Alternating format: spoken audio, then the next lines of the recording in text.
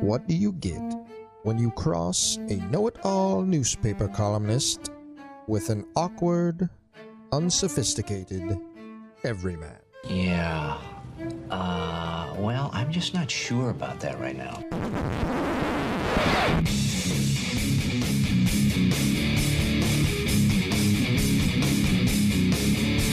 Welcome to Couch and the Rube.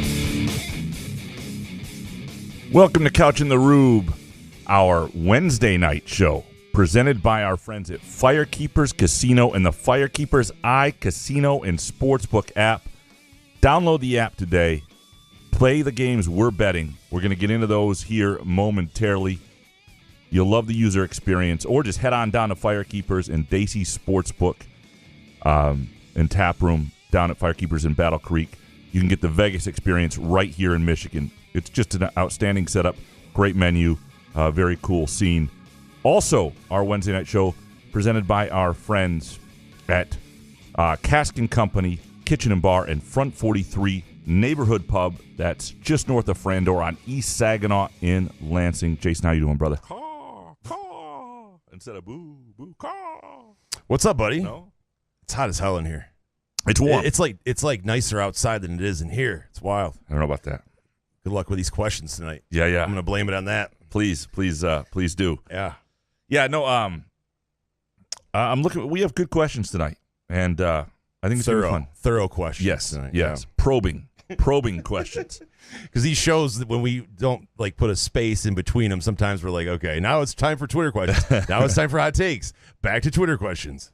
Yeah. Yeah. We've gotten some questions about our schedule. Yeah. And we'll say once we get into football season, it'll get normal. Absolutely. It's this week. We got some conflicts later this week, as we mentioned earlier. Jason's going out of town to kick people's ass in a cornhole competition. Yeah. And then next week, we were thinking about it. We'll probably do a Wednesday night again because it's a Friday game. There's just not a whole lot of times for downloads off a Thursday night show with a Friday night game. So we'll probably do a Wednesday night show again, and so it might be a little different. But it's all about the downloads. Yeah, that's right. Yeah. But starting the week after the first game, Sunday, Tuesday, Thursday, we should be fairly regular and back in our normal schedule.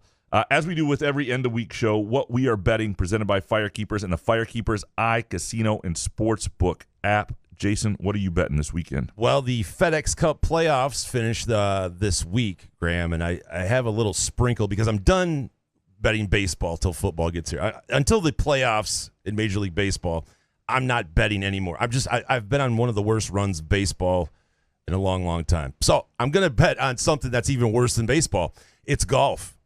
Matt Fitzpatrick, 40-1. He's 6 shots back because they do a staggered scoring with the FedEx Cup. So he's 6 shots back. Last year, Rory McIlroy was 6 shots back. I know Scheffler's tough, but a sprinkle at 40-1, that got my money. I actually laid that bet today. I like a little sprinkle. Yeah, I like. He's playing good golf. 41's great. And you know what the thing is? If he's just in contention over the weekend, you're having fun. 40-1. Yeah, no, I'm with you. I am not betting any of the week 0 college football. I lose enough on week 1. Lord knows. You didn't get talked into Navy yet? I'm not doing it. No? Not doing it. I mean, because, again, we know less than nothing. Yeah. And every year, I think one of the keys to a good betting cycle, and don't get me wrong, we get fired up, season starts, everybody wants to put money on games, and so we don't usually follow our own advice. But if you can lay off week 1. I don't believe you can. No, but what I'm saying is if you want to count your money at the end of the year and be over 50%, lay off week 1. It will help tremendously. You don't have to go heavy on the gambling in week 0. Right. You can just throw a little something together to keep it interesting, A little bit of action without going overboard. But I will most assuredly be on the Premier League. I know Everton's 0-2. I know they didn't play well. But I love them even at minus 159 and the juice and the pick'em home against Wolverhampton. I think they're due. And a pick'em you're not going to lose if it's a draw. I don't think they lose that particular game. I also at home love Brighton -1 against West Ham. Again, if they win by 1, it's a push. Brighton is playing as well as anybody. The market hasn't quite caught up to that. I'm big on Brighton right now, and those are probably the two right now. I'll probably do a favorites parlay that I'll just let people know, like heavy favorites. Chelsea, over Luton Town and Peacock. Arsenal over Fulham, and maybe throw in Man U over Nottingham Forest, and maybe even Man City this week as well at Sheffield United. Tell us what game you're not betting on. 4-team playoff, just the favorites to win, plays about a little bit better than even money. But those are heavy favorites, so I might do something like that. But mostly it's the other two. Are you writing that down at home? Can you remember all that? Please do, or you can just rewind it. Yeah. Rewind and listen again. Those are my my Premier League bets for this week that I will be betting on the Firekeepers iCasino and Sportsbook app. You can download the app today and bet the games we are betting. All right, Jason, you want to dig into these Groovy Donut Twitter questions? Yeah, let's do it. Eric Schultz up first, of course. In regards to the Rayner-Saban piece, you're saying there's no pressure on Tuck? If Peyton Thorne is good and our quarterbacks aren't, how is a coach making $9.5 million allowed to run off his starter, have no one to replace him, and get a free pass? There's immense pressure on Tucker to have gotten this right. So here's the counter, and I'm not saying that's not a fair if you think there's pressure on Tucker and you're putting pressure on Tucker, then there's pressure on Tucker from some, because you're probably not alone. A couple things. One, we have to take the amount he's making out of every decision, and I know he's making a lot. And in hindsight, maybe you put that money towards NIL instead of a football coach from now on. But Eric has a good point, though, right? I mean, if Thorne looks unbelievable, the quarterback situation in Michigan State isn't great at the time. I mean, the thing is, I don't think he ran him off. Do I think he could have communicated better with Peyton Thorne initially and said, I'm going to say this is an open competition? Perhaps. I sat down with Mel Tucker on Monday for a column that'll probably be up tomorrow and running in Sunday print in the LSJ. And, it was, I asked him about, first of all, he hasn't spoken with Thorne since Thorne left. But having talked to people on sort of both sides of this, in fairness to Mel Tucker, he's got to open that up to recruits like Caton Hauser and Sam Levitt, and to a guy who's waiting his turn like Noah Kim. You can't just, because a guy's older, not give him a shot. And I don't think, based on what I've understood, he didn't run him out. He didn't want him to leave. He didn't want Peyton Thorne to leave. He tried to talk him into staying at the very end. It wasn't like Peyton Thorne may have not liked the way the situation was handled, but it wasn't like he was asked to go. It wasn't like he was told he wasn't getting the starting job. That was not at all what happened. And so he didn't run him out. That didn't happen. So then Thorne didn't want to compete against the other guys? He thought he should just get a fair share? I think Thorne may have read it as being a little disrespected. But I don't. I think it's one of those college football. You better get a helmet, and I think it's going to get harder.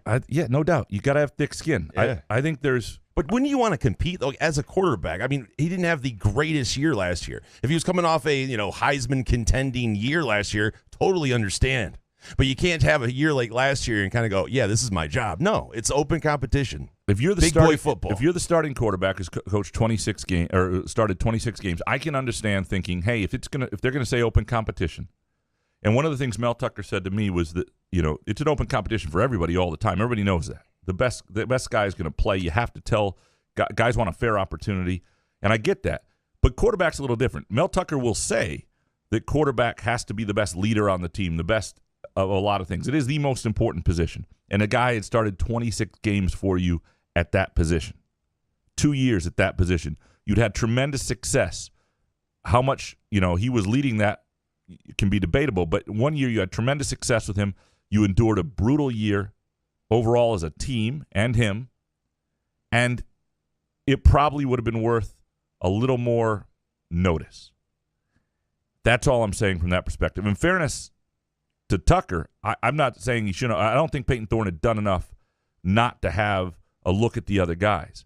Because even if Peyton Thorne, and I mentioned this Sunday night, is better than those guys or was better than those guys at the end of the spring, is he better because he's a better quarterback, or is he better because he's more experienced and he's gotten more time? at a certain point, just because you're older, just because timing got you there first, doesn't mean you get to be the guy forever if maybe somebody else has a higher ceiling. You have to give the other people a chance to show you a bit of that ceiling. And again, I think it comes down to communication, but I do not think Mel Tucker meant to run Peyton Thorne off. I do not think in Thorne's defense, he was running for his life last year. He was. I mean, yeah. But he was not run off. Anybody who tells you that they told him you're not going to be the guy, that's not true. That's not what was communicated. If they didn't want him to leave, he surprised them by leaving. So they didn't run him off. I think if they communicated differently, might have he stayed. I do think that's a possibility. Dominic next. Graham, why do you keep conflating the blue wall tattoo bets with the other fake blue wall stuff? Bro, you know damn well that the bet is the offensive coordinator story that you guaranteed us, but will arrive in 2028 on page 12 behind a Sean Windsor feature on the best creepies in Greektown. That would be crepes. Fuck that word. Crepes. Stupid shit. That's one of my favorite mispronunciations of yours yet. I knew it was crepes or something. I just creepies. Yeah. No, I'll Whatever. check in on this stuff because now that I have skin in the game, literally on this bet, I've got to put pressure on my comrades over in Detroit media to do the follow-ups because otherwise I'm fucked. So we'll let you buy out of it if you want, but it's going to be. It might be worse. Oh, don't let Dominic pick it because he'll kill me. Yeah, Dominic, with this one, will you accept this bet, Graham? MSU wins the 2024 Natty in basketball. You have to seek out Ebling and Doug Warren for a fantasy game reboot. All MSU teams from the 90s, 2000s, 10s, and 20s. And ask Tony Dombrowski to work the studio. If they don't get it, I'll get you 2 Bilbo's dressings. Bilbo's dressings are pretty damn good. Peacock? Yeah, I don't think Jason could handle this. But you would. Apparently Tony Dombrowski's running the board, so I'm not even a part of this. Yeah. I was a part of it the last time. You were. I was running the board for one of them. I The best days of my life. Yeah, those were. I do remember, like, even Ebling knew when we were doing these. And for people who don't know, what he basically did is he took, what was it, like NBA playoffs or NBA finals games. 5 or 6 different super teams or whatever, like Bulls, Lakers, Pistons. And we did mock fake finals, like, on live radio. Yeah. In the middle of the summer. Like, and I would play like the crowd and we were and like he brought in like Darian Harris did some stuff. I did it was an endless script. It was amazing. But I do remember, I couldn't believe I was a part of it. Even Ebling knew. He goes, I'm glad the Hewards are away who run the studio. Like, even he knew that, like, this is not still fucking listen though. This is not something you should try if the bosses are in town. Yeah, you shouldn't try it ever. Dominic, would 2009 Graham bet the MSU money line at -625 against CMU? Asking for my no talent gambling ass. Every time I jump on a live under, there's a walk and a home run. Baseball conspires against all my bets, Astro style. Yeah, I'm done with baseball for the year, dude. It felt like that today. Yeah, I've had a couple where I've jumped on. I just need to get away. It's one of those things where I'm just done. Thanks, baseball. Yeah, thanks for keeping me occupied a little bit. Yeah, you did your job, and it's one of baseball's biggest problems that it's not a gambling-friendly sport. Like, I'm sorry, it is where you can make some little bit of money on, though, right? You can get an edge on some of that stuff. But what you never get with baseball is what he's asking for about CMU and Michigan State here. The sure thing -625. And while there's no sure thing, this is a classic 2009 Graham bet, and I would be inclined if I were Dominic. I mean, these days I would never do this, but this is the sort of bet I would do. I like that you have more money now, but you wouldn't do it. Well, I wouldn't bet on MSU either way, but All right, we get it. Yeah, but back then, Herb Street. But back then, I can't do it. 625 to win 100. I would have done that because I don't believe CMU is a team that's really built to upset Michigan State, even if MSU isn't great. That's all that said. I would wait to get as much information as possible. Like, I don't think that line's going to move enough to make it worth jumping on now or not. So, like, next week we'll have a guest on, a CMU writer, and that person may have more of a CMU slant to things, and you have to take that into account. But I want all the information I can get on both teams before I would do a 2009 Graham bet. What if Central scores first, though, and you got 625 large just sitting there? I'd double down on the live line and take it when it gets better. Because then you might get it at like minus 300. And then you call 1-800-GAMBLER. Then you call 1-800. All happens in that order. Yep. Dominic, I've decided to turn over a new leaf and ask a question I've never asked before. Graham, what did Brian Windhorst do to Joe Rexrode? We're not going to get into that. I am perhaps meeting Joe Rexrode for a drink later tonight, so that. Well, can we ask Rexrode and be recorded or something? How bad could this be? I don't. Did Rexrode walk in on Windhorst doing something? No, it wasn't my story to even share, and it wasn't my story to begin to share, and that's where I made a mistake. Did they hide a body? How bad could this shit be? I can't get into it. I can't go there. I just can't. It's not my. I you fucked can't even up. give us a hint. I screwed up. I shouldn't. It never even alluded to anything. It's not good. Rexrode does a radio show, right, in Tennessee. Can we call that show? Would he tell us? Does he know that you have been telling it? No, don't. This is top Wait secret. A minute. This is top secret. Nobody can know. Interesting. All right. Dan Grafe next. If Mel Tucker works the entirety of his contract but never wins the conference or makes the expanded playoffs, is it a success? No. Because you can never win I believe you could never win the conference in the new 46-team conference and be okay. But there's going to be 12 teams in the playoff. That just means top 12 finishes. They've been that already in 2021. If you don't have, that means you don't get to 10 wins again. And so you could not win the conference, but you would need a couple playoff berths for sure. And you would need to be a competitive program that was sort of knocking on the door, throughout time. You got to make the playoffs multiple times, I would think. Nestle's Quick Hotel next. Whoever starts at quarterback for MSU, how long is the leash? 1 pick, 2 3-and-outs in a row. It can't be that quick. It's a good question. I would hope it's not too quick because good quarterback play is never born out of a guy looking over his shoulder. Right. I mean, after one interception. Yeah, if you're worrying about getting benched, you don't play freely. You start. It really screws you. I think that's almost important that you let a guy play through. This is all right. This is keep in mind for all these guys. This will be the first start. This will be a nerve-wracking moment in certain ways, and obviously, if it starts to get ugly, you make the move. But you can't have scared money like you're playing poker and your net worth is on the table and you're just waiting for aces, right? And you got to trust that the guy you chose, whoever that is, you chose for the right reasons. And I think you have a plan for the other guy to play a little bit too, but that's not based on the performance of the other guy unless it's really, really bad over a stretch. Professor, next. It's late at night and you've just finished the pot. You grab the parking ticket off your windshield and jump in your car. What artist, song, album are you grabbing to decompress on your drive home? What's yours? Easy. From Detroit down to Houston and New York to L.A. The golden voice. Well, there's pride Chad in Letts. every... No, I'm going... probably some Deftones or something, and I'd be really pissed if we got a ticket since it's dark out and they don't do that at night, right? I'd be really pissed. What is your favorite band? I don't even know what music you like. Well, I would go in this case scenario. First of all, I only have a 5-minute drive, so I'm going one song. I'm going the acoustical, live basement version of "Stolen Car" from Bruce Springsteen, which is phenomenal. So Bruce is your certain your Bruce favorite. songs get me in a place I need to be. Yeah. No doubt. All right. No doubt. Yeah. Not last. When I was driving to run with the MSU football team in 2013, I was listening to "No Surrender" by Bruce Springsteen, all the way there. I'm gonna fucking do this, and I did it. What about this song? Till the lights come on, and if my song stop, fuck it, cause my mic still... Ooh, language. Professor Matt C. next. Graham, why does Bo Schembechler have a statue standing, but Joe Pa doesn't even though both enabled a rapist? Another example of the blue wall.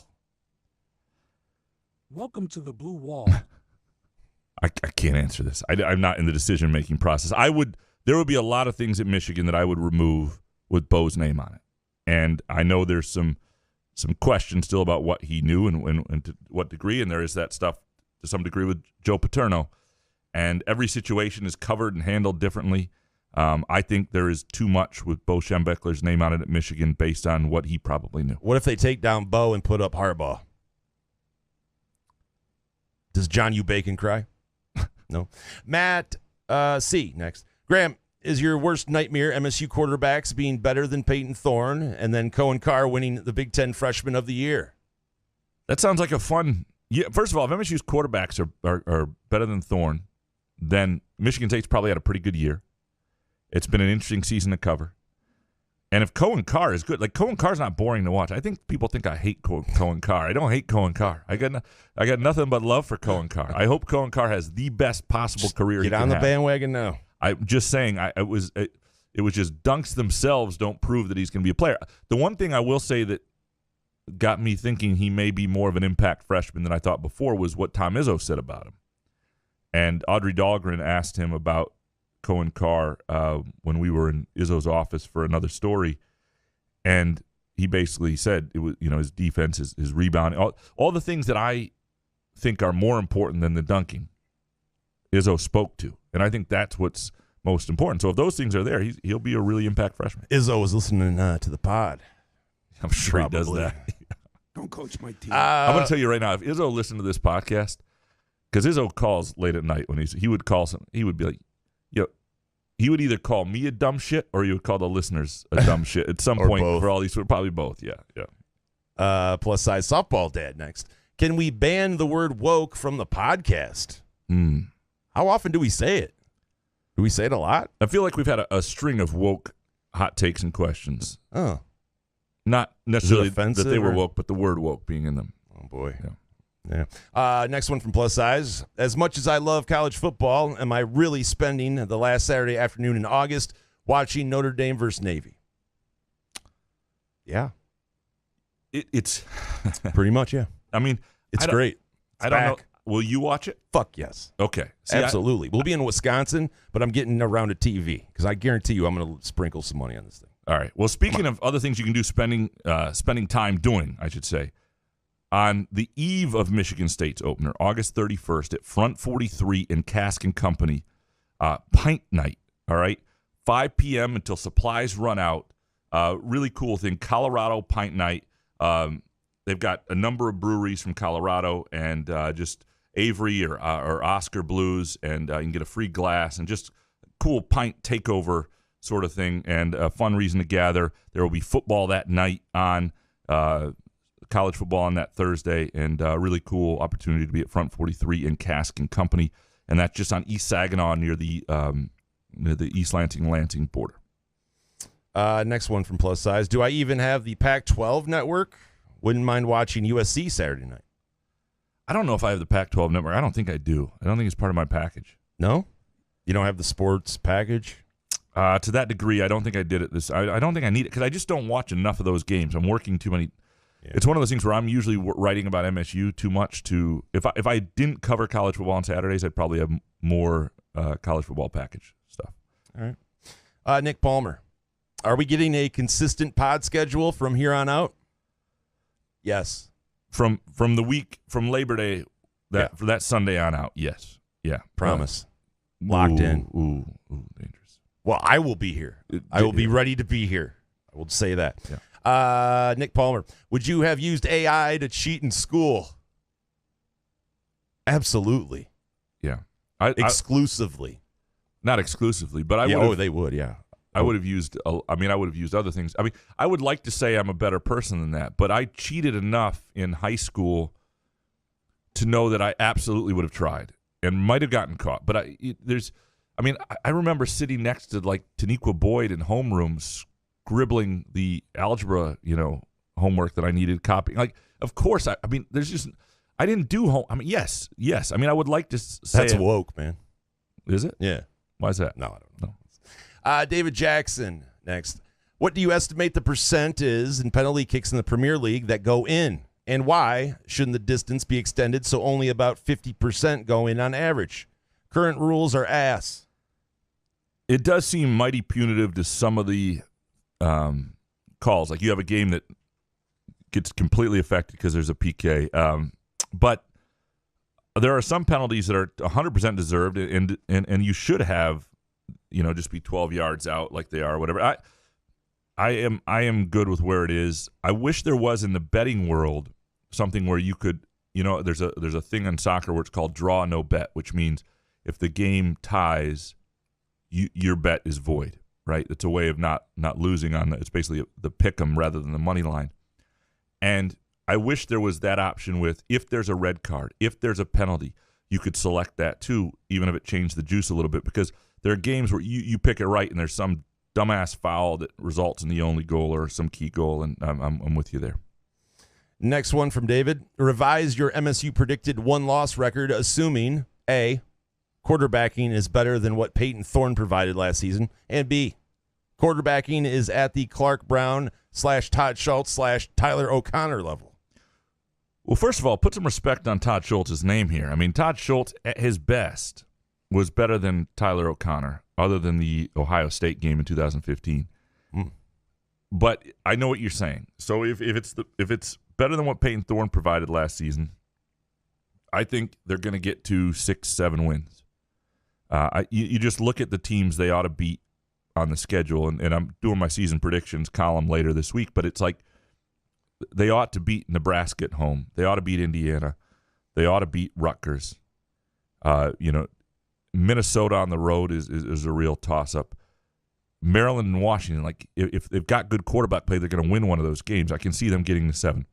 If it's worse than that, though, and all of a sudden they're not winning at Minnesota, they're probably losing another game somewhere else they shouldn't. Then you're looking at the under 5.5. You're looking at 5. I think quarterback play will determine whether it's 4 or 5 or 6 or 7. Would Todd Schultz do the podcast?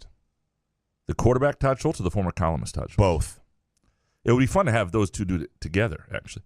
I don't know. We could ask. All right. Next one from David.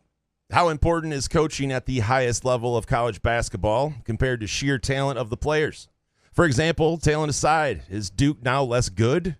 How much of a disadvantage does Juwan Howard cause Michigan? I think coaching matters a fair bit at the highest level of college basketball. It's not as much as say high school, but I think it's a John Wooden quote just told another coach, like, there are going to be maybe 3 or 4 games a year where you really outcoach somebody, but 3 or 4 games are the difference between being a 5 seed and a 9 seed, or 9 seed and missing the NCAA tournament, things like that. So I think there's probably that. I think Duke is probably less good. And Juwan Howard, the jury's still out, because I thought he was a really good coach for a couple years, and now I'm less certain. And I don't know how much of that is simply related to having his son on the team. He cannot have Jet Howard on his team again. He sucked with Jet Howard on his team because he couldn't see apparently what everybody else could, that they were better when Jet Howard wasn't on the floor, and there was zero accountability to the lack of box outs and the crappy defense. And I know he was a first-round pick, and so they got what they wanted to get done, but that wasn't really fair to the rest of the team. It really wasn't, and he was a bad coach last year. I don't know if I didn't think that before last year, and so I think it's I don't want to say unforgivable, but it's a pretty bad character trait that you let your son do that. Nonetheless, it doesn't mean he's a bad coach moving forward. Next one from David. SEC teams feature as starters 2 former Big Ten quarterbacks who truly suck. At Tennessee, they have Joe Milton, and Florida, Graham Mertz, and another who seemed to be losing his job in the Big Ten, now starting at Auburn, Peyton Thorne. Does this mean middle-of-the-pack SEC teams are ass? We will find out. I don't think the SEC is that much better than the Big Ten. I think where you see it sometimes is like there is a team, a couple. You get a little more depth at the top sometimes. But are you excited for the Graham Mertz era in Florida? I am not. I can't imagine. Oh my God, I can't wait. Is anybody? I mean, if you got to gamble against him, right? If he had not been given a 5-star rating, like he owes 24/7 Sports and all those all sorts of money, because nobody would keep taking chances on him. He hasn't been a good quarterback yet. I don't get it. Spartan 18770 next. At what moment on September 1st will fans in the woodshed start chanting for Peyton Thorne? If they do that, first half. No. What would it take? I mean, it would take such, because there are 3 quarterbacks they'd have to go through. They will chant for 2 others first. And I don't know that people would ever chant again after Damian Terry. I mean, I guess new students might, because students are young and stupid, but people have been around who remember how dumb they sounded after chanting for Damian Terry. I don't know that you'll ever get that again. How bad would it have to get if the fans started cheering for Johnny Spirit? Yeah, there'd have to be like an outbreak if they accidentally served acid or something in the melting moments cookies. Spartan next. Why is it the higher a pickup truck sits up, the bigger of a douche the driver is? It's because it's something people. There's something to the idea that you're making up for something when you get a certain size truck, right? I think there is that. Yeah, I thought he was talking about like semi-truck drivers. Oh, is he just talking about like the lifted with the charcoal? Pickup. Yeah. Because first of all, ball bag on the back of the trailer hitch. There's a certain size truck where it's fun on the highway, but it can't even be fun around town. Like it's a pain in the ass to get in and out of parking spots. They look pretty fun. Okay, maybe. I did like when driving like a box truck, like a 20-foot box truck. When I like Mikey D and Rounders. No, I'm trying to remember in Rounders the size of that. Mine was 1 inch shorter than you needed to have a CDL license. So this was like 2000, summer 2000, and I felt like there's nothing like a diesel truck behind the wheel. There's a little bounce to it. You're got a little CB radio, and you're up in the. They have CB radios in a box truck? Well, actually, what we had. What do you was, need to talk to? Ours was more of a Nextel 2-way phone, but it felt cool. I was about to say the semi guys would look at you like, look at this dude. No, yeah, it was hang. Yeah, it was. You go to the truck stops. You look at the other guys. You give them a nod. Do you know what a lot lizard is? I do. I want to know. Should I Google it? You should. I can play some off. Let's not do that. All right. Spartan 18770. There will be a 2-beer limit for each time we go up to the concession stand. If I take my 11-year-old nephew with me, can I buy 4? I don't see why there would be a problem there. I mean, he's 11. Right. It's not like he's 8. And maybe, the concession worker will be 9, and they'll think this kid looks big. Let me see your ID. This looks like a 7th grader. I'm not gonna question this person. I'm only in 5th grade. All right, Nick Stenholm next. Does MSU have a player go over these individual stats? You want me to just go one by one here? Yes. Quarterback passing yards, 2,700. No. Running back yards, 700. Yes. Running back TDs, 8. Yes. Wide receiver yards, 700. No. Receiving touchdowns, 8. No. Sacks, 7. Yes. Interceptions, 3. Yes. Kick return, punt return, TDs, 1. Yes. Mark those down. All right. Nick Stenholm next. Who is on your MSU football player Mount Rushmore? Oh. Ezor. Chuck, Rogers. Ones you loved. Okay. Yeah. I mean, well, I didn't see. I Bubba Smith. I understand all that. But that's for Ebling show. Guys that I've witnessed in my life. Jeff Smoker off the field. Let me give me some hall for 1 sec. I got something to look up here.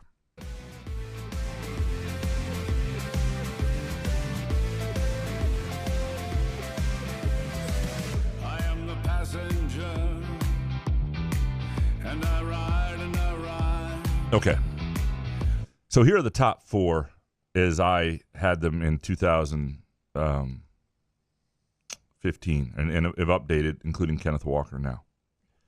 So it would be Lorenzo White, Darquez Denard, George Webster, and Charles Rogers. Those are the 4. And that's a pretty good 4. My 5 was Don Coleman, 6 Andre Rison, 7 Bubba Smith, 8 Percy Snow. So you get on down there. But I think for me it's Lorenzo. It still amazes me though that Andre Rison went to Michigan State when they were running left, running right, running left. I mean, it was You never see the ball. And he's good enough to get number 6 all the time. I mean, that's how great he was, even though they didn't throw him. And a great basketball player. The ball that, it's incredible. Sparty Ben next. Is the David Stone loss the biggest recruiting loss in the last 10 years? The last 5 years? Bigger than Keontae Goodwin. Keonta. I don't, if he, he winds up at Oklahoma, a lot of people thought he was going to wind up at Oklahoma. And so I don't think, MSU was in the hunt for him for a long time. He spoke highly of MSU, which is probably helpful to other recruiting in terms of big-time guys seeing that. I don't know that it's a huge – I mean, it's a big loss if you don't get him. Number one, though, I don't know if you don't get him because he commits now. Like, again, what is a commitment now? Now, with David Stone, he seems like a pretty solid kid from everything I've read. And so I'm not saying his commitment, whenever he does it, and he seems to have been careful and waited to do it, I'm not saying it's not legit and it won't stick. But you know how I feel about commitments. So, yeah, it would be a loss. And they finished second on a number of these guys. But that's all you can do is go after these guys, and you got to land a few of them here and there, and it would help if they have a season with the sort of momentum that makes somebody think twice. Andrew Gauthier next. You guys ever have the experience of listening to a podcast and seeing the people on video later? It's always weird to see the actual people when you already have a mental image.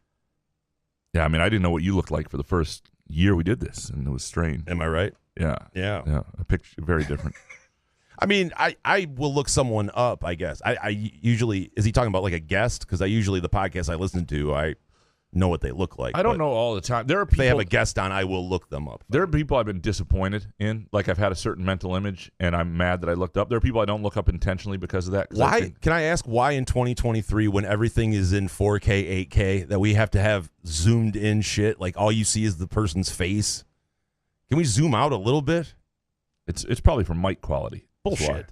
Mic quality. You can have a microphone right here, right on your lapel thing. I'm just saying, every time you watch a TV, like a two-shot, it's like zoomed right into the fucking... Andrew, for Graham and Jason, who's winning at East Lake this week at this point in the season? Do you really care who wins the Tour Championship? I do not this late in the year. Well, when you sprinkle some money on Matt Fitzpatrick at 40-1, you get really excited about the Tour Championship. I love it. East Lake, Atlanta again. It's going to be fun. No? Andrew, Graham, can you at least acknowledge that while some of the Blue Wall claims sound outlandish, if some of the situations which occur at Michigan occurred at MSU, Weiss, or crap on locker room walls, it would be more prominently featured in the paper? No one is coming after your friends. Thank you, Andrew. I don't know that. I don't, because welcome to the Blue Wall. Yeah, I don't know that because I'm not there every day, and I don't hear the questions that are posed, and a lot of stuff gets written. It's interesting. Like this week, there were people upset about Chris Solari asking Jacoby Windman about the tunnel situation, and it was the first time that he had spoken since it. Like, and so people were saying nobody asked Mozzie Smith any of this, and I was like, actually, no. Here's the stories in late December when they asked Mozzie. Nobody asked Harbaugh about this. No, here it is in December 5th. People actually don't do the easy research to see that these guys actually spoke about something. And Jacoby Windman would not have been – I mean, they knew he was going to be asked about this. That's why they brought him out before the season, so you don't do it after he has 14 tackles in the game, and you're also trying to get in the storyline of a guy who hasn't spoken since he was suspended, and that's an interesting story. It is a story, and if you don't want to have that story out now, and I don't think there's any reason to not have it out now, but then you do the interview in March, or whatever. When you wait, the first time you talk after something like that, when you're a headliner football player who was suspended for a fight in the tunnel after a game, you are going to be asked about it, and that's going to be the story. What else is the story? Yeah, we don't see practice. We don't see, and they weren't running from the story either. They wanted him to, at some point, they knew he was going to have to face up to it. It's part of accountability in this world to be able to deal with things that aren't great.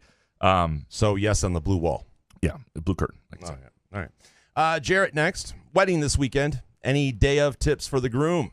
And where should I hide the groovy donuts we are getting to make sure I have something to eat after? See, Jarrett here, smart man. We did donuts at our wedding, and Groovy Donuts can do your wedding like they do Jarrett's. They're happy to do any occasion, but if you want to wow your guest, Monica and Andrew at Groovy Donuts are happy to do them. Go to groovydonuts.com to place an order or give them a call. Let them know what you're looking for.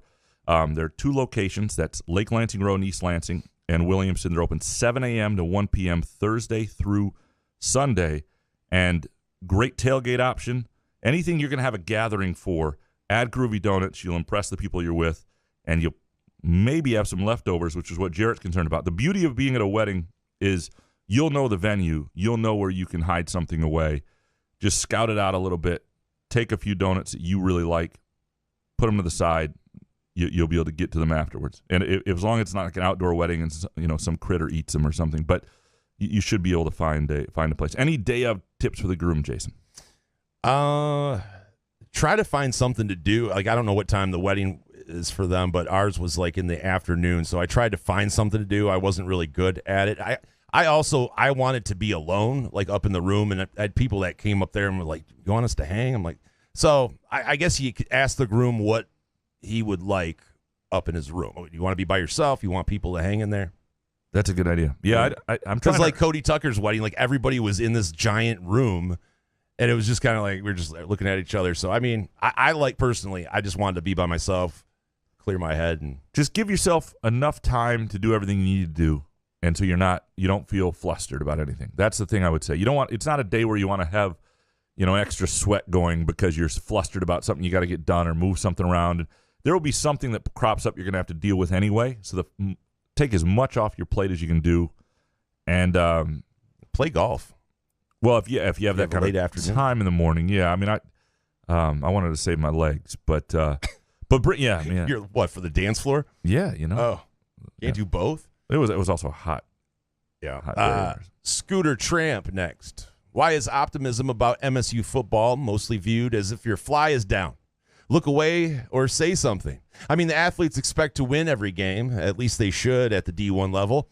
If you don't, you focus on the next. No life-changing permanent damage done. Yeah, and I think athletes largely bounce back better. Although one thing that was interesting in talking to Mel this week was he was talking about like a conversation with Peyton Thorne during the season last year after the Minnesota game, and Thorne being a little taken aback. Like, Thorne had never been booed before in his life. And most of those players, I'm guessing, never had. Not that the team didn't. This is why we came up with the caw-caw thing, remember? It was like, we did not want to boo 19-year-olds. Yeah, and so that boo the coaches. So caw-caw is to let the coaches know you don't approve. This is for coaches. Yes. Yeah. So, that stuff is interesting as a young person and how they deal with all this stuff, and you have to remember that too when they're young. Suburban Spartan Dad. Does any Spartan running back score 10 rushing touchdowns this year? I said over. You said 8. Over 8. Yeah. So I think somebody. I think if somebody's healthy, I think somebody gets to 10. I'll give it 10. Next one from Suburban Dad. It's 11 p.m. You're heading out of Spartan Stadium after the CMU game. What's your late-night fast food order on the way home? I gravitate towards Taco Bell. Yeah. Yeah. When you're making bad late decisions. Well, not many fast food joints are open after 11 p.m. because they can't get anybody to work, right? I mean, that's true. Pretty much whatever's around, I guess, but yeah, be Taco Bell. I'm trying to make it home without making a bad decision. That's what I'm doing. Food-wise. Oh, I thought, I would try to do that as well. I just thought you had to stop somewhere. Yeah, no, I couple tacos. I like how you're trying to sound like you have willpower. I do sometimes. Really? I mean, not all. What day? Yeah, usually Tuesdays between 6 and 7. Can we see this feat? Yeah. David Cox next. There are stories being written about the tunnel, MSU. The most egregious thing from that debacle was when the fan assaulted Mel Tucker. I want to follow up on the assaulter as well as the conflict of interest with the prosecuting attorney. Wouldn't that be an interesting article? I think a big feature on the assaulter, and that would be Welcome to the Blue Wall.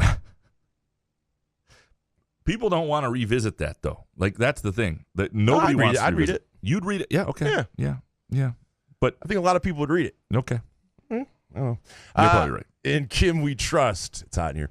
What kind of difference should we see in this 2023 MSU football team now that Mel is able to be fully a head coach instead of coaching corners? It's a good question. The question basically is, without him focus on a position group, does the overall operation get better? And that's something I think you want to see, right? You just want to see. But I think it really begins with, and last year's problems began with injuries early, just a lot of injuries early. And so I don't know that we would notice all of that stuff if they had been a little bit healthier early on. I don't know. I mean, I think some of what you see with a head coach and a team looking disciplined with lack of penalties and all the time management with coaches, and just you can tell when a team looks well coached out there. It's sort of a see it and understand it, and sometimes you can measure it with a number of stats and other things. But you kind of know this team looks together. They look disciplined. They look ready. They look competent. Yeah, competent. That's what you want to see, and it's a sort of a see it to know it thing. In Kim We Trust next, most receiving yards this season, Trey Mosley or Keon Coleman? More passing yards, Kim or Hauser or Thorne? It's a really good question because who hangs on to a job and I have no way to know the quarterbacks. I mean, I don't know if Thorne's going to hang on to that job, how it's going to go for him, whether it's going to be Kim or Hauser, and whether they're going to hang on to the job all season. Keon Coleman, I think, is good as Trey Mosley is, and as much as I think he'll be on the field all the time, Keon Coleman is a next level player, and so I would bet on Keon Coleman. Though again, I don't know everything about his situation at Florida State. Jack Hakala next. Glad football is back and Graham is back from his 7th vacation. Favorite fast food? Anyways, if you happen to be a Spartan alumni living in San Antonio, come out to Wolf Stadium September 14th. Tickets are supporting the San Antonio Spartan Fund. Comment or DM if you have questions. This is smooth by Jack. Way to get in his promotion by asking what our favorite fast food is. Very July-like question. He learns from you. Yeah. No, I would. Yeah. Go right into a live read. Border Grill in Marquette. That's my favorite fast food. It's like upscale fast food Mexican, fresh Mexican food. That's woke. Yeah. Gunson Legend next. Graham, I'm 147% sure I saw you in Marquette this past week. Are you some sort of Marquette royalty? You were quickly whisked away to a semi-private dining room away from us peasants. Were your thighs thick enough to walk up those hills, or were you out of breath like me? I wish you'd said hello, Gunton Legend. That was you then.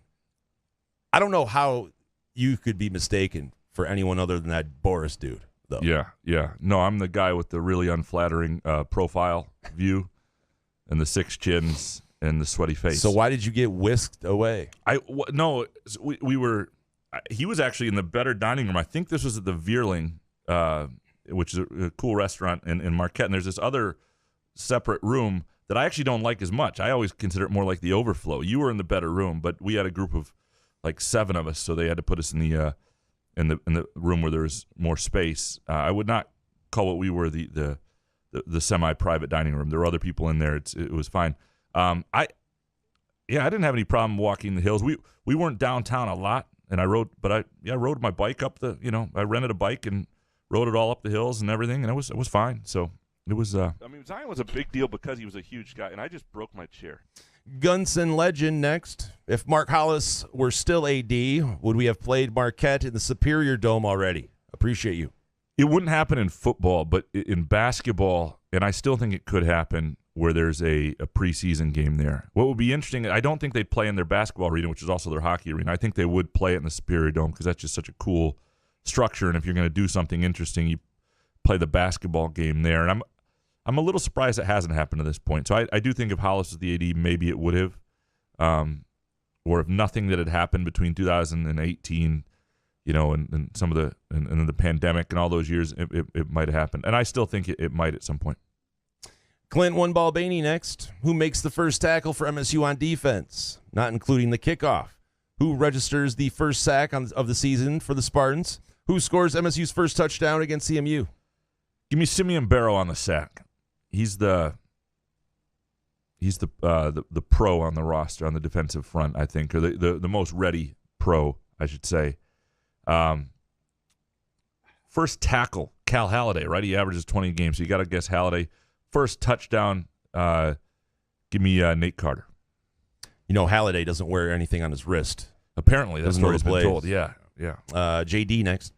How come I can watch the Big Michigan Show live on the Couch in the Rube YouTube channel, but I can't watch Couch in the Rube live on the Couch in the Rube YouTube channel? You can watch us.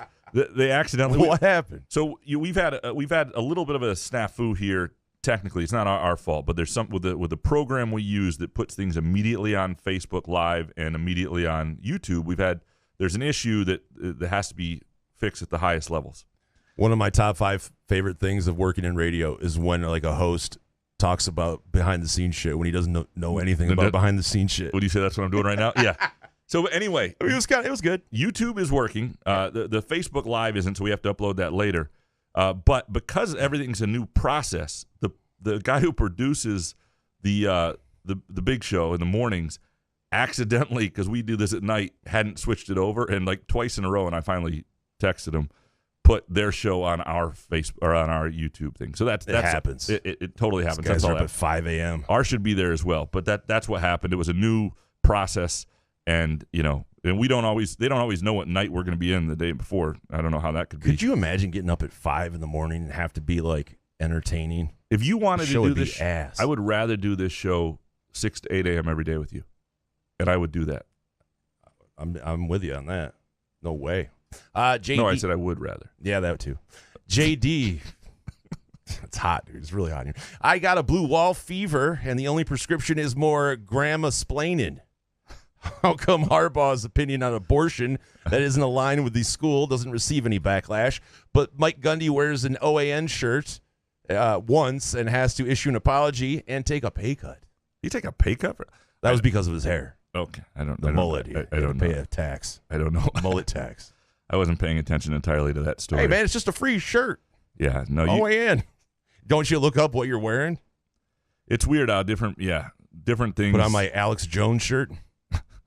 Fuck is wrong with you, head coach? Yeah, I can't You're a answer. man. I can't answer the question. And number one, people shouldn't have to be aligned with the school on their political views. If you're a coach, it may hurt you in recruiting. It may hurt you with parents. It may whatever. You've got to make that choice. But I can't, was that the Mike? Yeah, I mean, but also OAN. There are a lot of people who think a certain way on abortion. OAN is a little bit further out there, right? I think so. Ben Jen, next. Is this the least exciting and least hype lead up to an MSU football season since the Bobby Williams days? Z. I think there was some late D'Antonio era stuff that wasn't hugely. Yeah. Although I shouldn't say that because I mean in 2018 I wrote the headline, "This could be the most prolific MSU offense since ever," or whatever. There was that. That wasn't great. In 2019, D'Antonio thought he had a squad. Is it less exciting because there's unknowns? Right? I mean, I'm excited for the season. I just don't know when people ask you what the record's going to be. I think there are a number of dynamics at play. I think one is people know it's not going to be a great team, so they're hoping it's not a bad team. So there are a lot of unknowns. It feels like they're in the middle somewhere, and then you have the dynamic of Michigan being at sort of the peak of who they've been. So people are like, that's not great. And then you get the deal with basketball, where basketball is something people are very excited about, and so I think there are a number of things that make it. But I think people are still pumped for it. Football season only comes around once a year. People want to see what it looks like. People get excited to go to Spartan Stadium. I think people are still fired up. Cracker Sofa next. We're heading. We are heading. What was that word? We are heading about the quarterback battle. Hearing. Hearing. We are hearing about the. God, it's hot. You can't do that to me. We are hearing about the quarterback battle. We're hearing about the improved lines on both sides of the ball. We're hearing about the unknown at wide receiver. But why are we not hearing about the secondary that's finished in triple digits in FBS rankings since in the last 3 years? Nothing to talk about. Or the kicking game. Yeah, well, and the secondary I think there's been a lot of turnover there. I think the reason you're not hearing about the secondary a lot is a young group. There is some promise. I think there's decent talent there. The question is, are they ready for their roles? And we don't know that yet. But I think in terms of just who's playing in those positions, there is some turnover, and so it's one of those things. I think there will be some growing pains, and that could be an issue. I also think, though, that if they're as good up front as they hope they are, that will make everything behind it okay and give those guys a chance to grow into those roles. Cracker Sofa. Jason, have you ever tried a non-alcoholic beer? If so, what's your take? If not, would you be willing to try it? Yes, I have tried the non-alcoholic beer. I enjoyed it. Some of them have a lot of sugar, so I don't like that. But, I mean, if you take an edible and then have the beer. It did kind of feel, I had a beer after the edible, the non-alcoholic. It did feel kind of like I was drinking again, so it gave you a party feel. So, but I don't know. I usually just get a Diet Coke or something. Right. I'm with you. I've never understood, like, the calories that are in a non-alcoholic beer make it not worth it to me. Like, I don't really understand. Yeah, I don't really think about that. It's just kind of like, I don't know what it brings to my table, but it does kind of makes me feel, if I'm at a party and I have one in my hand and I'm kind of feeling buzzed, I don't know. Is this from Cracker Sofa too? So, next one. Graham, as a self-described better than average sports writer who believes they could manage the LSJ better than your current leadership, I feel like you're... I didn't say... Watch yourself here. I get in a little bit of trouble. I don't know if I said it quite like that. I feel like you're qualified to answer this. When is the proper writing scenario for us to use a semicolon? I'm not a big semicolon guy. I love an M dash. And I use them occasionally in series of something after a colon, but don't use them very much otherwise when other people might. Because I'm a big fan of, if you know the language, you can break the rules. So I use a lot more fragments and other things like that. So I'm not a big semicolon guy. I don't think that it's not a really clean look in any sentence, and I'm just not a fan. Is that too much? Can't save that for Spartan speak. Sorry. DMB next. Going to Marquette for work in early November. Top 3 places to check out for food and drink. Well, I did just mention Border Grill, and I think that's a cool thing. Like, get a bowl or a whitefish taco at Border Grill and take it to Black Rocks Brewery and sit out there or take it to Black Rocks and just have a picnic out on the actual Black Rocks on Presque Isle. I would recommend that. I would say baby cakes in the morning, great coffee, other breakfast options, amazing poppy seed donuts. 3rd Street Bagel is a must-do as well. I would say those would be my 3.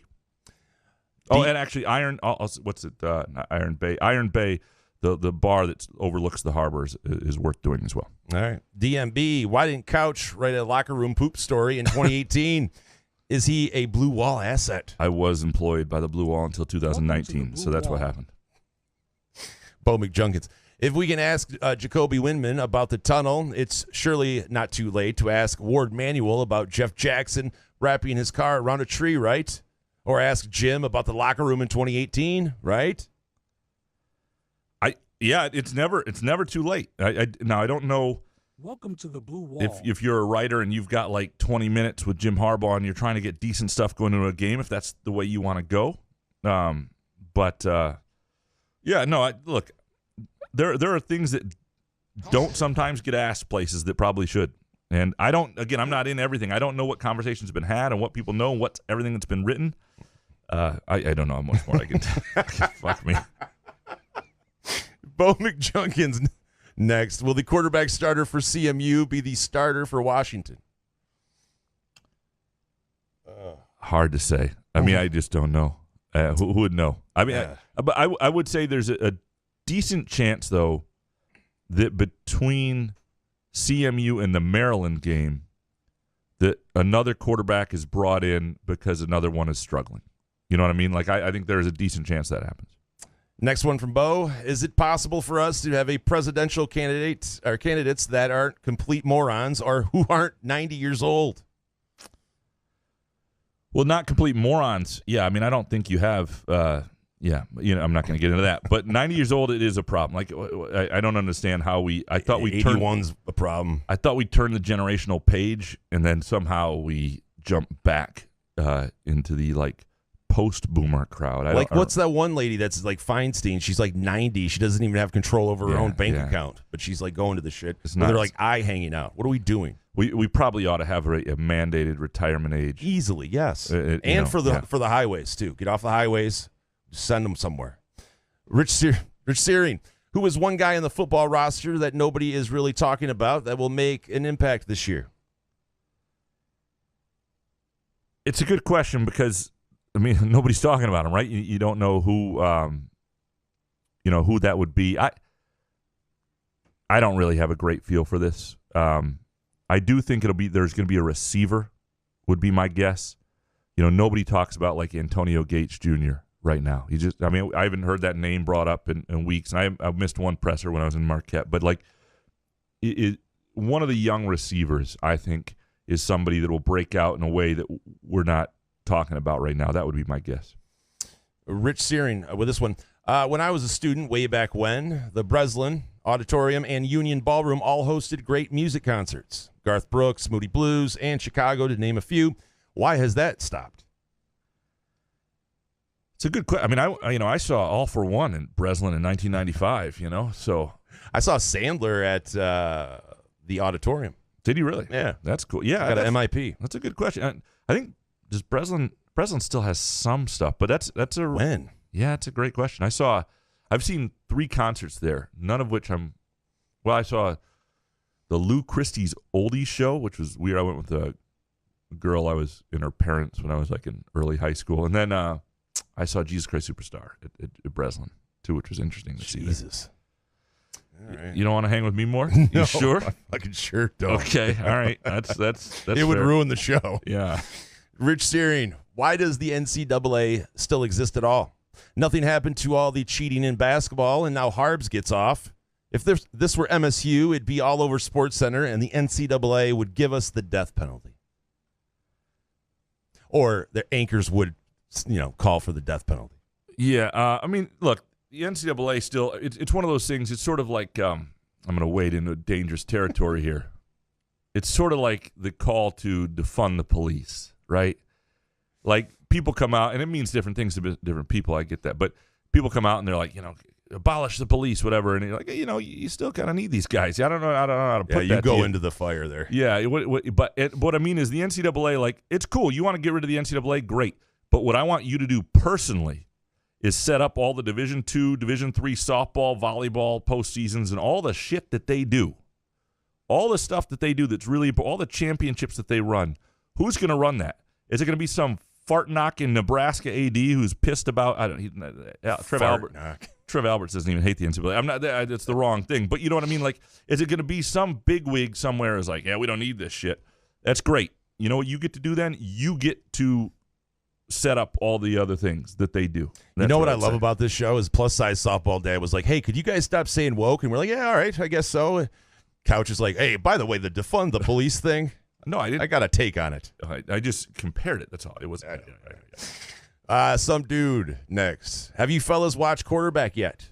Man, you have to. If only to hear how much Mahomes sounds like a Muppet and really into himself. Cousins is remarkably likable too, even though Graham hates him. You hate a lot of people, man. I don't hate Kirk Cousins. That's bullshit. I mean, I mean, at times, gambling related. Well, I'm not enamored with him, but he did come across as likable. I actually think more people want to do that because he came across really well, like a Tom Cruise kind of vibe. Right. Seems like a nice guy. Yeah, and then he jumps on a couch on Oprah about Katie Holmes, right? And it gets a little weird. Yeah, that's all it is. Yeah, I have not watched it yet. I do need to watch it. I would like to. But Mahomes' wife is on it too. I'm guessing. Yeah, I don't. Ooh, I don't. And his brother. Fucking hell. Some dude. This one. Ken Chu beat me to the punch on Big Ten Airlines, but instead of private company, what about a small fleet or private contract just to cart the teams around? Money would come out of the conference's deep pockets. What else does the conference actually do anyway? Maybe seat some parents, fans to generate a bit more revenue. Yeah, there are possibilities there. Who knows where that goes? Yeah, no, I think if you're going to lose your geographic principles and start flying all over the country and have to fly just about every sport across the country now, you're not going to put the softball team on a train, and you're going to have to get creative with that stuff. Who knows? I mean, at one point the NBA guys were all flying commercial, and then Round Ball 1 came around with. But it just shows, though, the non-revenue sports how they feel about them. You guys figure it out. We're worried about football. Oh no, they're going to figure it out because their feet will be held to the fan or whatever I say these days if they don't, because that's part of the deal. You took the money, you did this for the money, and the cost. Part of the cost of that is making sure the experience for the Wisconsin soccer player doesn't go to shit. They're not like, hitchhiking across Montana trying to get to Seattle. Like, you're flying them charter, and that's just that. And you got to do that. Is then it worth the extra money then if you're if sending the fucking rowing team to Oregon? I mean, because a charter for football is like $70-80 grand. The charter for That's it? Yeah, it's not that much. So like if you think about the number of games a year, and if you're making an extra, 10, 11 million because you brought a team in or something, it's worth it. Some dude, this one. Love Treese's hot takes. When will we hear from the other celebrity spouse listener? Or is she already a former listener? She listens occasionally now, which is troubling. Yeah, she would be open, I think, at some point to doing something. We always say the off season or whatever, but doing something with Therese here where we did Twitter questions. I would have to screen the Twitter questions before we did that. Big time. Well, what fun is that? Right. Ken Chu next. Ever had a mail truck break down in your driveway? Flatbed truck exchange currently underway in mine. Never seen it. No, but I had a dumpster block me in when I had to do the show. That's right. We didn't do a Couch show was once. kind of half believing me, which I understand, but You sent a picture though. Yeah. But only as I only took the picture of the corner of it. Anyway.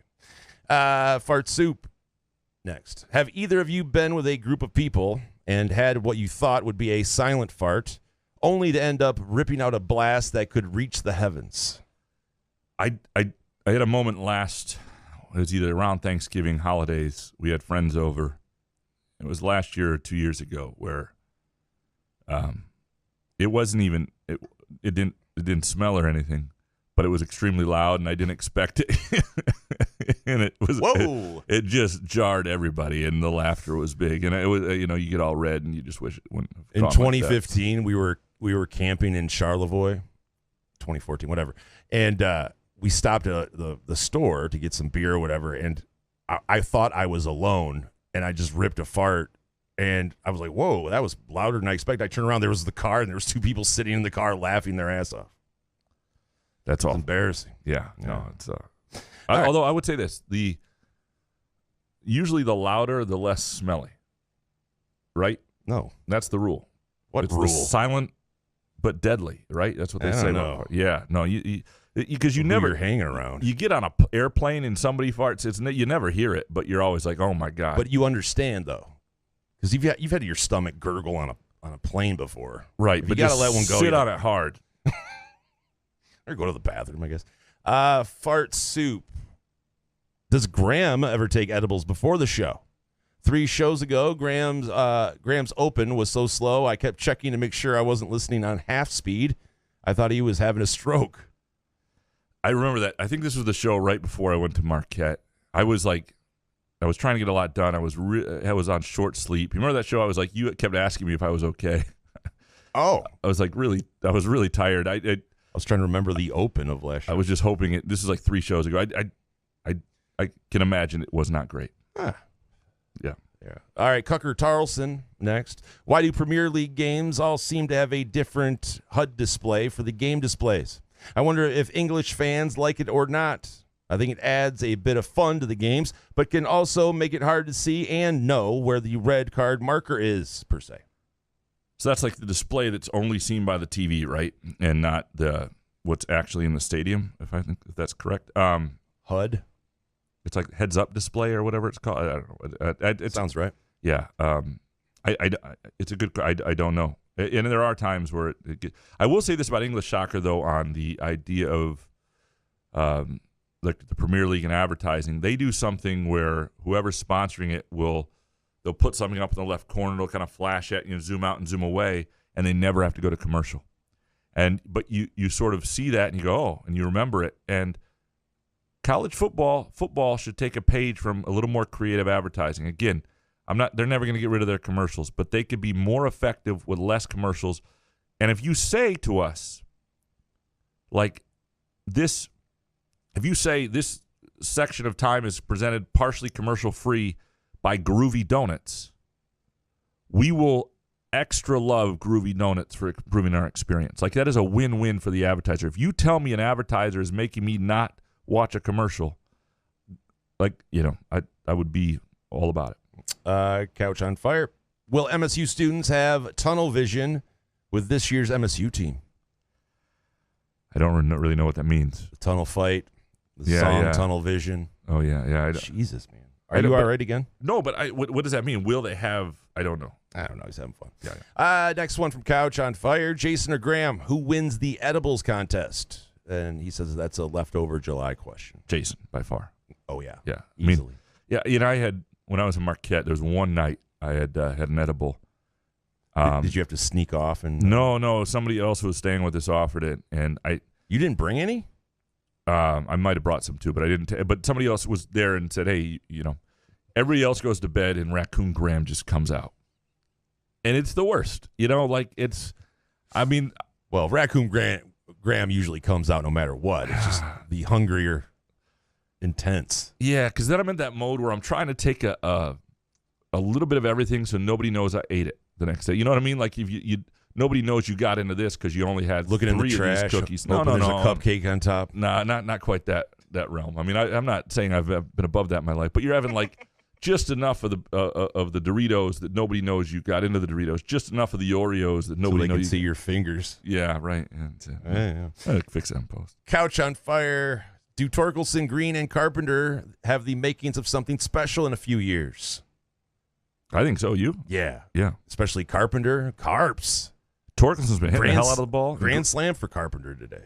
I love the guy. I think those three. I mean, it's the best thing about the Tigers is that they finally have what looks like a pretty good core of 3 guys that you can put in the heart of a lineup. And Parker Meadows. I know it's just a couple games, but he looks good. And they got some other guys they're bringing up. And no, I think next year, and I'm not saying they're going to be great next year, but the division should suck again, which is helpful.